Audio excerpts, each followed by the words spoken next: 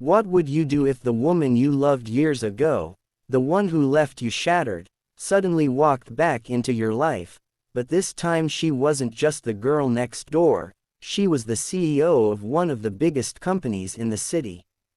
And your son's teacher was calling her, ma'am, flushed face. This story will melt your heart and remind you that sometimes destiny doesn't forget the ones who love truly. Red heart. Though before we begin, make sure to hit that like button and subscribe to our channel because this one's a story you won't forget till the very end. Broken Heart Sparkles. Chapter 1. When yesterday walked back in the evening air carried the faint chill of early autumn as Ryan Matthews adjusted the collar of his worn-out shirt, trying to look decent enough for his son Ethan's first parent-teacher night. He was a single dad, juggling 2 part-time jobs, raising an 8-year-old boy who had his mother's eyes, but his father's stubbornness. Ryan had built his world around that kid. Every smile Ethan gave him was a reason to keep going, no matter how tired, no matter how lonely. As he parked his old silver sedan in the crowded school lot, he sighed, gripping the steering wheel for a second longer than needed. Parent-teacher night. These things always made him feel like an outsider, surrounded by couples holding hands, mothers chatting, fathers in business suits. He looked down at his hands, rough from work, and whispered, "Let's do this for Ethan." The corridors buzzed with chatter and laughter. Posters lined the walls, drawings of smiling suns, stick figures, and crooked rainbows. Ryan followed the sign leading to Class 3B. When he entered, Ethan ran up to him with excitement. "Dad, this is my classroom. My teacher says I'm great at science." Ryan smiled, brushing his son's hair. "That's my boy." He turned toward the teacher's desk and froze. Standing there, speaking gently to another parent was her, Grace Turner. The name hit him like a whisper from the past. His heart skipped, then pounded. He hadn't seen her in almost 10 years, not since that last night under the rain when she'd said she had to leave for her career in another city, promising to call, but never did. She had been his first love, his everything. And now she stood there, older, wiser, radiant. She wore a navy blue blazer, her hair tied neatly. But those eyes, those same deep brown eyes that once looked at him like he was her world. Ryan's breath caught. For a moment, the world blurred.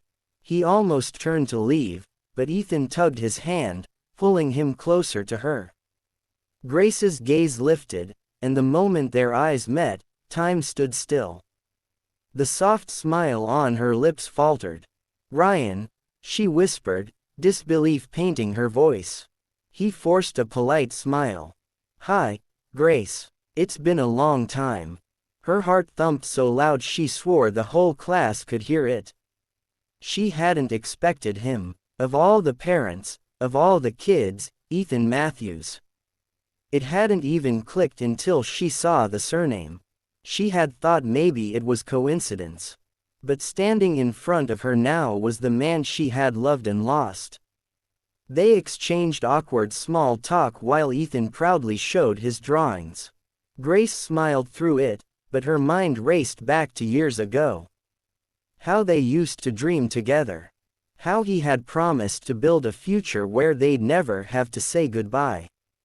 She had broken that promise when she left for her MBA overseas, chasing success while he stayed behind in their small town. As the other parents left, Grace asked softly, "Can we talk just for a minute?" Ryan hesitated. Part of him wanted to say no to protect himself from reopening wounds that had barely scarred. But something in her eyes, a quiet longing, made him nod. They stepped outside near the school garden, where the night air smelled faintly of jasmine. The silence between them was heavy, filled with years of unspoken words. Grace was the first to break it. "You have a son," she said gently, trying to smile. Yeah, Ryan replied, his voice softer now. Ethan, he's my world. His mother, she began, then stopped, uncertain. She left, he said simply. When he was 2, said she wasn't ready for this life, so it's just been me and him. Grace felt her chest tighten. She looked at him, the same eyes, the same quiet strength. You've done a great job, Ryan. He's a wonderful kid. Ryan nodded, not trusting his voice. He wanted to ask her 1,000 things, where she'd been, if she'd thought about him, if she'd ever missed him, but the words wouldn't come. I heard you're doing well, he said instead. I saw your name on the school's donation board. Turner Industries, right? She smiled faintly, tucking a strand of hair behind her ear. Yeah, I started my own firm. It grew faster than I imagined, but I didn't realize success could feel so lonely. The honesty in her tone surprised him. For a moment, he saw not the CEO, not the confident woman in heels, but the same girl who used to steal fries from his plate, laugh at his stupid jokes, and fall asleep on his shoulder at movie nights. They talked longer than either expected about life, mistakes, what could have been.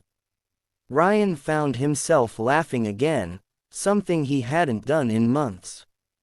Grace felt warmth bloom in her heart she thought had died years ago. When it was time to leave, Grace whispered, I'm glad fate let us meet again. Ryan gave a small, guarded smile.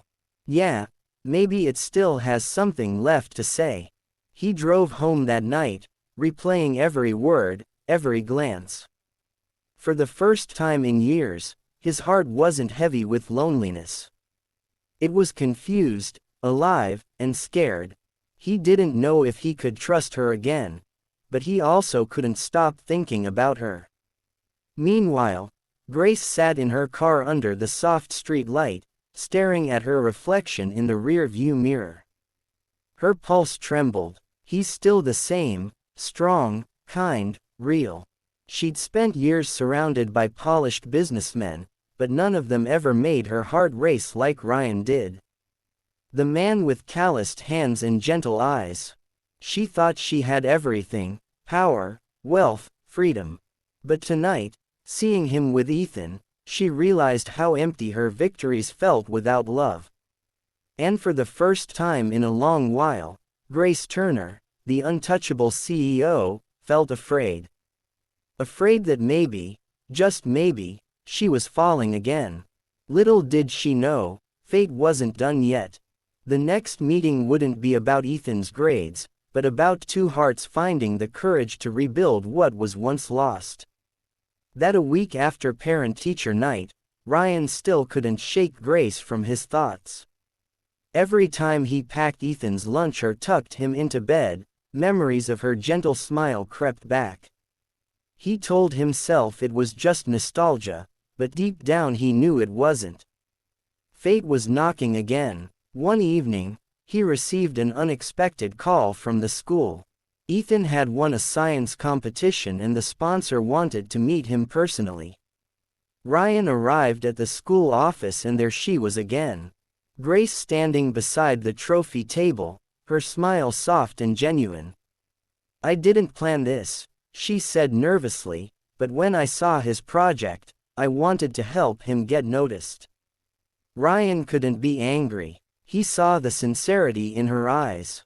After the event, Grace invited them for dinner to celebrate. Ethan, excited, insisted they go.